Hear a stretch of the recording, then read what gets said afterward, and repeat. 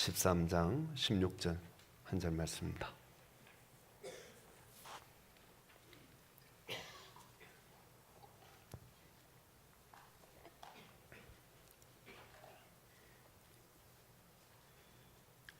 오직 선을 행함과 서로 나누어 주기를 잊지 말라.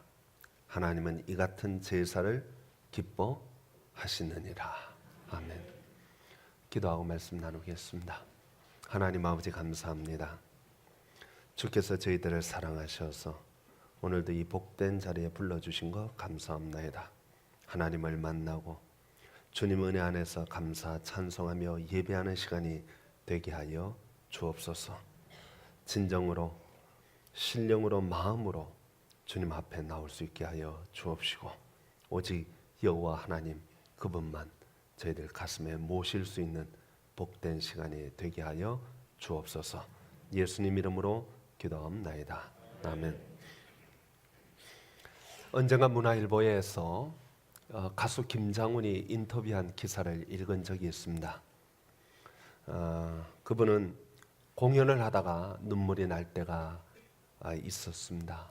코 묻은 돈, 알바한 돈으로 표를 사서 콘서트에 오는 청소년들을 보면 참 기적이라는 생각이 듭니다. 공연에서 생기는 수익을 무조건 기부하기로 밝히면서 그런 말을 했습니다. 그는 9년 동안 약 30억 기부를 해서 기부왕이 되었습니다.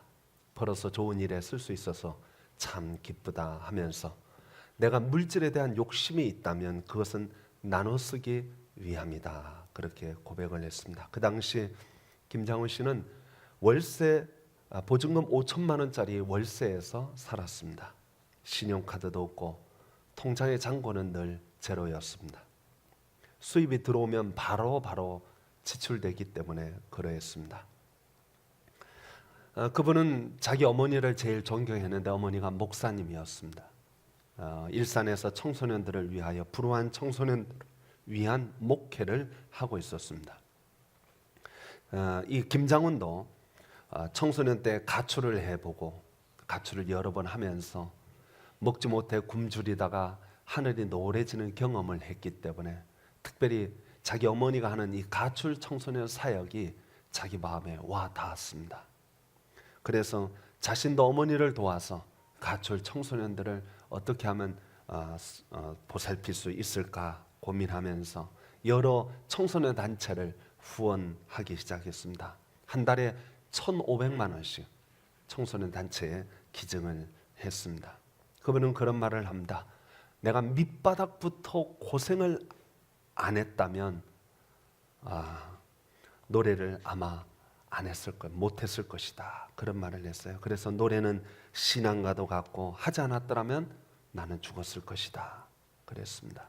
주변에 있는 사람들이 가수 생명 짧은데 잘 나갈 때 돈 모아야지. 나중에 가수 안 하면 어떡하려고 그러느냐. 그러니까 김장훈 씨는 하는 말이 가수 생명 끝나면 자기는 포장마차 해서 먹고 살면 되는데 행복은 돈에 있지 않다. 그렇게 말을 했다는 것입니다. 오늘 본문의 말씀은 이런 말씀이 있습니다. 오직 선을 행하고 서로 나누어 주기를 잊지 말라. 하나님은 이 같은 제사를 기뻐하시느니라. 여러분, 우리가 사는 사회는 물질주의적 사회입니다. 새로운 것들이 공장에서 날마다 새롭게 만들어지고 있습니다. 그것을 가지면 행복할 거라고 광고마다 우리에게 선전을 합니다. 요번에 새로 나왔으니까 요거 가지면 당신 정말 행복할 거예요. 그러면서 선전을 합니다. 그래서 사람들은 끊임없이 물건을 사 모으기 시작합니다. 엊그제 제가 캐나다에 있는 큰딸하고 통화를 했습니다. 토론토에서 밴쿠버로 이사를 가야 되는데 이삿짐을 쌓다 보니까 자기가 1년 동안 한 번도 안 입는 옷들이 있더라는 거예요. 그리고 한 번도 쓰지 않는 물건들이 있더라는 거예요. 그래서 제가 그런 얘기했어요. 내가 우리 교회에서 미니멀리즘에 대해서 설교했는데 너 그거 좀 생각. 안 그래도 동생이 나한테 그 책 한번 사서 읽어봐라. 그래서 자기가 읽어봤는데 참 감동이 돼서 자기도 그렇게 생활을 축소해서 살려고 그런다. 이번 기회에 모든 삶을 다 정리해가지고 아주 간단하게 단순한 삶을 살아보려고 자기가 계획하고 있다. 그렇게 얘기를 하더라고요. 여러분, 우리 따지고 보면 옛날의 보릿고개, 옛날 가난한 조선시대 때, 일제시대 때, 6.25 때, 공산치하 이런 걸 생각하면 지금 우리는 사실은 잘 사는 겁니다. 어렵다 해도 잘 사는 거예요. 그런데 이렇게 풍요하고 부유해도 사람들은 갈수록 더 인색해져 갑니다. 더 불평이 많아지고 더 못 살겠다고 아우성칩니다. 왜 그럴까요? 그것은 바로 물질주의적 사회의 특성입니다. 가지면 가질수록 더 많이 가지고 싶고 가장 많이 가진 사람이 가장 행복한 것처럼 느껴지는 사회가 이 사회입니다. 그런데 여러분 생각해 보세요. 불교에서 말하지 않아도 우리 다 빈손으로 돌아가는 것 사실입니다. 장례식 차 지나가는데 그 뒤에 이삿짐 차 따라가는 거 보신 적 있어요? 내가 이 땅에서 모으고 막 정성껏 모았는데 이게 얼마나 귀한 건데 내가 진짜 아끼는 건데 내가 갖고 가야지. 그래가지고 죽으면서 갖고 갈 때 이삿짐 차 뒤에다가 잔뜩 싣고 이제 가시는 분 단 한 명도 없습니다. 수위를 보면은요 주머니가 없대요. 왜 없어요? 넣고 갈 이유가 없기 때문에 주머니가 없다는 것입니다. 그런데도 많은 사람들은 더 가져야 행복할 줄 알고 그것을 가지고 있으면 영원토록 복되게 살 줄로 생각하는 것입니다. 여러분 시골에 사신 분들은 그런 거 경험하셨을 거예요. 소 꼴매게 되어 나갔는데 아침에 분명히 소 한 마리 나갔는데 저녁 때 들어오는 거 보니까 소가 새끼 송아지를 달고 오는 거예요. 알고 보니까 암소가 배가 불러가지고 나가서 풀밭에서 출산하고 온 거예요. 새끼가 태어나자마자 맨 처음에는 막 이렇게 젖었는데 푸덕푸덕 그러더니 1분만 있으면 딱 서가지고 막 걸어오는 거예요. 예? 제 발로 두 발로 1분이면 그냥 딱 서요. 그런데 사람은 제 발로 서려면 몇 년 걸려요? 1년 걸립니다. 1년 걸려. 1년 걸려도 제대로 걷지도 못해 뒤뚱뒤뚱 걸으면 잘한다고 박수 쳐주고 막 그래요. 인간이요 자기 혼자 제 발로 일어서서 독립적으로 자기 스스로의 힘으로 먹고 사는데 몇 년이 걸릴 것 같아요? 예? 20년이요? 아니에요. 요즘 30년 걸려도 제 힘으로 못 살아요. 그때까지 누구한텐가 도움을 받아야 돼요. 누군가 그를 돌봐줘야 돼요. 20년, 30년 남의 도움을 받고 살아야 겨우 자기 힘으로 설 수 있는 거예요. 겨우 자기 힘으로 살 수 있는 거예요. 성도 여러분, 사람은요 그렇게 남의 도움을 받고서야 설 수 있는 것이 인간입니다. 그렇다면 30년 남에게 도움을 받았으면 갚아야죠. 그게 인간입니다. 받았으면 나눠줘야죠. 이제 내가 벌 수 있으니까 나눠줘야죠. 베풀어야죠. 사랑해야죠. 그런데 평생 받으려고만 하는 사람이 있어요. 평생 모으려고 하는 사람만 있고 평생 자기 욕심만 챙기는 사람이 있단 말이에요. 사람 아닙니다. 예? 행복은요 나누어 줄 때 있어요. 베풀어 줄 때 있단 말이죠. 돈밖에 모르는 인간, 자기밖에 모르는 사람은 행복이 없습니다. 여러분 오늘 성경에서 뭐라고 말하고 있습니까? 오직 선을 행함과 서로 나누어 주기를 뭐하지 말라? 잊지 말라 그랬습니다. 왜 그랬을까요?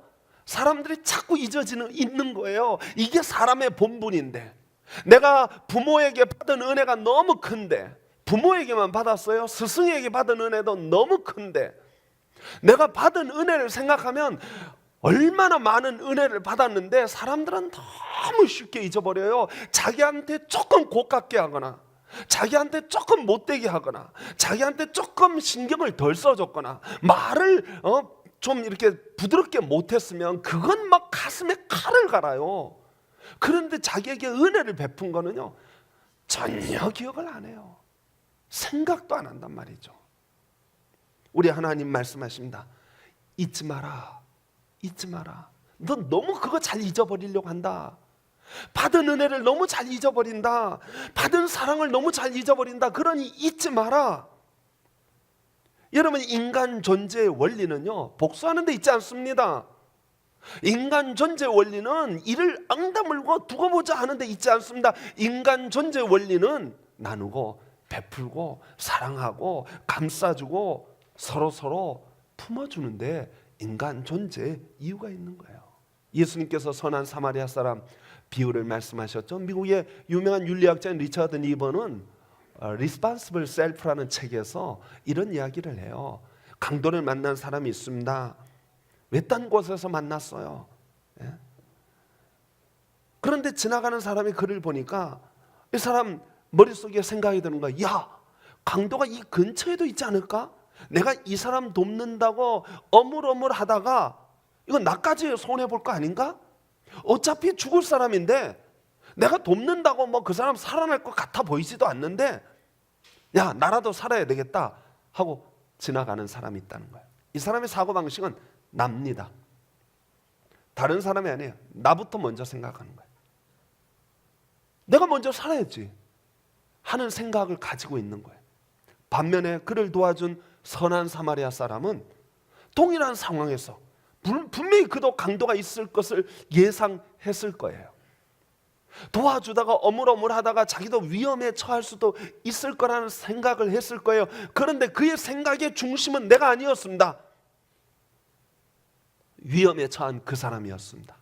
죽어가는 그 사람이었습니다. 그것이 바로 사람다운 사람의 길이라는 거예요. 그것을 리처드 니번은 신앙적 인격주의다, 그렇게 표현하고 있습니다. 그리스도인은 마땅히 자기를 생각하기 전에 남을 생각해야 된다는 거예요. 제가 존경하는 분 중에 인도의 마하트마 간디가 있습니다. 그분이 어느 시골로 여행을 가게 되었습니다. 막 환송객들이 찾아와서 인사를 하는데 기차를 타고 가야 되는데 막 인사를 하다가 기차가 꽤 하고 출발을 하는 거예요. 너무 늦었어요. 당황해가지고 가야 되겠다고 그러고는 막 뛰어서 기차를 탁 올라탔습니다. 올라타서 보니까 신발 하나가 밖에 떨어진 거예요. 그러니까 이 간디가 나머지 신발을 벗어가지고 얼른 창밖에 휙 던졌어요. 옆에 있는 사람이 깜짝 놀라서 아니 선생님 왜 신발을 벗어서 던져요? 이보기에 생각해 보기에 밖에 있는 신발 그거 하나 주신 사람 무슨 쓸모가 있나? 나도 신발 하나 무슨 쓸모가 있나? 짝이 돼야 쓸모가 있지. 밖에 주신 사람이 이왕이면 짝으로 주워가지고 유행하면 얼마나 좋은가? 그런 말을 했다는 것입니다. 성도 여러분, 급한 순간에서도 그는 누구를 먼저 생각했어요? 남을 먼저 생각한 거예요. 나를 먼저 생각해요. 아, 신발 하나 잊어버렸네. 또 돈 들게 생겼구나. 이런 생각하는 게 아니라 저 신발 주운 사람을 생각하는 거예요. 그 사람 하나 주워서 무슨 쓸모가 있을까? 그 급한 순간에도 남을 생각하는 거예요. 제가 어저께 글쓰기와에 관련된 책을 이렇게 읽었어요. 글을 잘 쓰려면 어떻게 해야 되는가 하는 이야기를 쭉 썼는데 재미난 이야기를 했어요. 글을 잘 쓰려면 사물을 어떤 물건이든 컵이든 뭐든 사람이든 누구든 애정을 갖고 보면 쓸 게 있다는 거예요. 쓸 게 있다는 거예요. 애정이 없으면 불평하고 원망할 것밖에 없다는 거예요. 그래서 모든 사물을 애정을 갖고 보라는 거예요. 그러면서 이런 말을 해요. 지나가다가 개똥을 밟으면 사람들은 오늘 똥 밟았다 그리고 짜증을 낸다는 거예요. 그런데 생각해 보라. 개똥이 다리가 있냐? 네가 올 줄 알고 어떻게 피해? 거기에 그냥 있는 것뿐인데 다리 달린 네가 못 피하고 밟은 게 너 잘못이지 개똥 잘못이냐? 응? 개똥은 피해자잖냐? 너 그걸 사랑의 눈으로 보면 개똥도 쓸모가 있다. 예? 쓸모가 있다. 거기서 글이 나올 수도 있다. 그래서 그걸 불평하고 원망할 게 아니라 사랑의 눈으로 보면 거기에 이야기거리들이 얼마든지 나올 수 있다 하는 이야기를 쭉 써 내려가는데 제가 크게 공감을 했습니다. 아, 그렇구나. 사랑의 눈으로 봐야 되겠구나. 예? 뭐든지 봐도 마음을 열고 봐야 되겠구나. 그런 생각을 했습니다. 성도 여러분, 이 세상에는 두 종류의 사람이 있습니다. 한 종류는 자기만 생각하는 사람이에요. 그래서 움켜쥐려고 해요. 모든 것을 가지려고 해요. 나 중심이에요. 내 말을 들어줘야 되고 나를 알아줘야 되고 내 입장을 생각해 줘야 되는 거예요. 그런데 다른 한 사람은 베푸는 사람이에요. 나누는 사람이에요. 예? 영어 단어예요. 구두쇠라는 말은 비참하다는 말입니다. 그 말이 똑같은 말이에요. 구두쇠는 비참하다는 거예요. 하지만 베풀고 나누는 사람은 행복한 사람이라는 것입니다. 성도 여러분, 이 재물은, 이 물질은 우리의 신앙과 우리의 신앙적 인격을 측정하는 훌륭한 도구입니다. 우리가 갖고 있는 물질과 시간과 몸과 마음과 모든 것을 어떻게 쓰느냐 하는 것을 보면 그 사람의 신앙을 알 수 있고 그 사람의 신앙적 인격을 알 수 있다는 것입니다. 성경에 보니까 내 보물이 있는 곳에 내 마음도 있다 그랬습니다. 돈은요, 자석과 같아요. 예를 들어서 여러분들이 만약에 주식을 샀다고 해봅시다. 아이고, 영국이 유럽연합에서 탈퇴해가지고 뭐 브렉시트인지 뭔지 난리가 나가지고 주가가 그냥 폭락을 했는데 그 전에 바로 전날 주식을 샀다고 하면 여러분들의 눈은 다 어디로 가 있어요? 그냥 주식 시장에 가 있는 거예요. 돈 있는 곳에 눈이 가게 돼 있어요. 김장훈 씨는요, 자기 돈을 불우한 청소년들에게 다 써요. 그러니까 눈이 어디로 가요? 불우한 청소년들을 보는 거예요. 저들을 어떻게 하면 바로 세워야 되는데, 저들을 사랑해야 되는데, 저들이 자기 집으로 돌아가서 건강한 삶을 살아야 되는데 어떻게 하면 좋을까? 마음이 글로 가는 거예요. 성도 여러분의 눈은 지금 어디로 가고 있습니까? 여러분의 보물 창고로 가고 있습니까? 예? 집안에 있는 금고에 가고 있습니까? 은행에 넣어봤자 요즘 이자도 안 붙는데 현찰 금고에 챙겨놔야지 그러고 금고에 가고 있습니까? 성도 여러분, 초대교회 성도들은 이런 말이 있습니다. 사도행전에 보니까 믿는 무리가 모든 물건을 서로 통용하고 그들은 서로 나누는 삶을 살았다는 거예요. 초대교회의 가장 강력했던 힘, 그 중에 하나가 서로 나누는 삶을 살았다는 거예요. 요즘요, 인터넷이 발달해서 참 좋은 세상이 됐어요. 옛날에는 성경은 말씀 찾으려면 어디에 뭐가 있나 이렇게 찾아야 되는데 요즘 컴퓨터에서 두드리면 바로 튀어나와요. 예? 바로 찾을 수가 있어요. 몇 장 몇 장 이거 막 설교하는데 너무 편해요. 그냥 찾으면 금방 찾을 수 있으니까. 예? 검색을 해봐요. 믿는다, 믿음이라는 단어가 성경에 몇 번 나올까 하고 검색을 하면은 성경에 270번 나옵니다. 믿음이 그만큼 중요한 거죠. 믿음. 그런데 기도에 대한 단어를 찾으면 몇 번 나오냐? 371번 나옵니다. 기도가 믿음보다 하나님께서 우리 믿음을 보시기도 하시지만 우리 성도들의 형편이 어렵고 힘든 걸 아시니까 하나님이 뭐 하라고 자꾸 말씀하시냐면 기도하라, 기도하라, 강조하는 거예요. 그러면 사랑이란 단어는 몇 번 나올까요? 714번 나옵니다. 기도보다 사랑이라는 단어가 훨씬 더 많이 나오니까 그만큼 사랑을 많이 하라는 거예요. 그러면 주라 하는 말은 몇 번 나올까요? 주라 2152번 나옵니다. 어마어마하죠? 하나님께서는 우리가 나누고 베푸는 삶을 살기를 원하십니다. 성경에 보니까 적게 심는 자는 적게 거두고 많이 심는 자는 많이 거둔다고 했습니다. 그것은 우리 인생의 삶의 원칙으로 적용되는 말씀입니다. 심는 대로 거두는 거예요.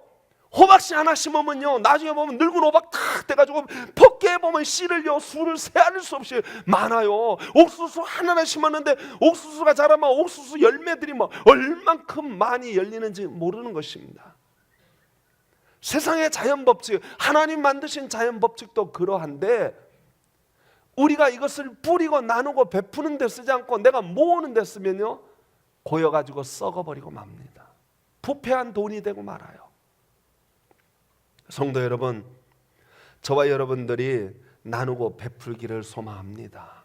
유대인들의 속담에 가난한 자들에게 베풀어 주는 것은 하나님께 꿔주는 것이다, 그런 속담이 있어요.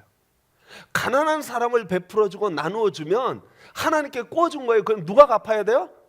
하나님이 갚아주시는데 몇 배로? 만 배로 갚아주신다는 거예요. 성도 여러분, 교회의 가장 큰 사명이 뭘까요? 교회의 가장 큰 사명이 돈 많이 모아가지고 더 큰 교회 짓고 또 돈 더 모아가지고 묘지 하나 만들고 또 돈 더 모아가지고 청소년 수련관도 하나 만들고 또 돈을 더 모아가지고 뭐 우리를 위해서 하는 거, 이게 교회 사명일까요? 교회는요, 세상의 수익단체가 아닙니다. 교회는 돈 모으는 곳이 아닙니다. 교회는 회사가 아닙니다. 교회는 돈을 모으는 곳이 아니라 돈을 쓰는 곳입니다. 어떻게? 바르게, 선하게, 의롭게 잘 쓰는 것입니다. 연말이 돼가지고 2억이 남았다. 교회가 잘한 걸까요? 못한 걸까요? 못한 겁니다. 연말이 돼서 하나님 앞에 다 쓰고 하나님 다시 또 허락해 주옵소서. 그게 바로 교회입니다. 선을 행하는데 부끄럽지 않는 교회가 되어야 합니다. 여러분, 우리 교회의 가장 큰 사명은 지상 최대 명령이라고 하는 것이 하나 있는데, 그것은 뭐냐면 너희는 나가서 복음을 전파하라는 거예요. 네? 땅 끝까지 이르라. 근데 우리가 복음을 전파하는 이유가 무엇일까요? 그것은 우리 교회 숫자를 불커서 우리 교회가 부자 되고 우리 교회 숫자가 늘어나는 것이 그걸 위해서 전도하는 것일까요? 그렇지 않습니다. 정말 우리가 전도하려는 가장 궁극적인 목적은 죄와 사망에 죽을 수밖에 없는 사람들이 구원받아서 우리와 같이 하나님의 은혜 안에서 복된 삶을 살도록 하기 위한 선한 뜻입니다. 그냥 내버려 두면 멸망할 수밖에 없기에, 그냥 내버려 두면 지옥 갈 수밖에 없기에 우리가 그들을 건져 주어서 하나님 은혜 안에서 살도록, 하나님 사랑을 알고 살도록, 그 사랑을 나누고 베풀며 살도록 하기 위하여 우리가 전도하는 거예요. 또 하나 우리 중요한 명령이 있어요. 그것은 나누고 베푸는 거예요. 성도 여러분, 우리 서북교회는 나누고 베푸는 교회가 되기를 소망합니다. 바르게 의롭게 모여가지고 썩는 교회가 아니라, 냄새나는 교회가 아니라 정말 옳고 의롭고 바르게. 여러분, 돈이 없어서 문제입니까? 절대로 저는 그렇게 생각하지 않습니다. 기독교 2000년 역사를 놓고 보면 돈을 모아놓고 일을 시작한 적이 한 번도 없습니다. 항상 무엇을 했냐? 하나님의 선한 뜻을 먼저 세우고 그 뜻에 동조하는 사람들, 그 뜻에 감동받는 사람들, 그 뜻에 마음을 모으는 사람들이 모여서 일을 하는 것입니다. 저는 우리 서북교회가 돈으로 일하는 교회가 되지 않고 성도들의 따뜻한 마음으로, 성도들의 뜨거운 마음으로 사랑을 나누고 은혜를 나누려는 이런 아름다운 마음들이 모여서 일하는 교회가 되어지기를 소망합니다. 돈이 없어 문제가 아닙니다. 우리에게 그런 마음이 없어서 문제입니다. 성도 여러분, 저와 여러분의 마음이 움직여지기를 소망합니다. 저와 여러분의 심령이 움직여져서 하나님, 그렇습니다. 하나님이 우리에게 말씀하신 대로 행복의 길은 나누고 베푸는 길인 줄 믿습니다. 하나님, 나도 쓰게 해 주옵소서. 나도 사용하여 주시옵소서. 제가 예전에 설교 한번 한 적이 있었어요. 한샘치고 집사님, 방하영 집사님이에요. 그분은 사과를 살 때에도 우리 집 식구들 먹으려 그러면 10개를 사야 먹을 수 있다고 생각하면 딱 5개만 사는 거예요. 그리고 5개는 산샘치고, 10개 산샘치고 5개는 한샘치고 주머니에 넣는 거예요. 안 먹는 거 아니에요. 수박 먹고 싶어요. 2만 원짜리 수박 먹고 싶은데 반 뚝 잘라가지고 1만 원짜리 수박 사고 1만 원은 한 셈 치고 주머니에 넣는 거예요. 먹지 말라는 게 아니에요. 나누지 말라, 누리지 말라는 게 아니에요. 그분은 그렇게 살았어요. 제가 젊었을 때 그분을 만나고 크게 감동을 받았어요. 성도 여러분, 우리에게 중요한 것은 돈이 없어서 문제가 아니고 우리에게 중요한 것은 마음이 없어서 문제입니다. 저와 여러분들이 우리 서북교회를 중심으로 하여 마음을 모을 수 있게 되기를 축원합니다.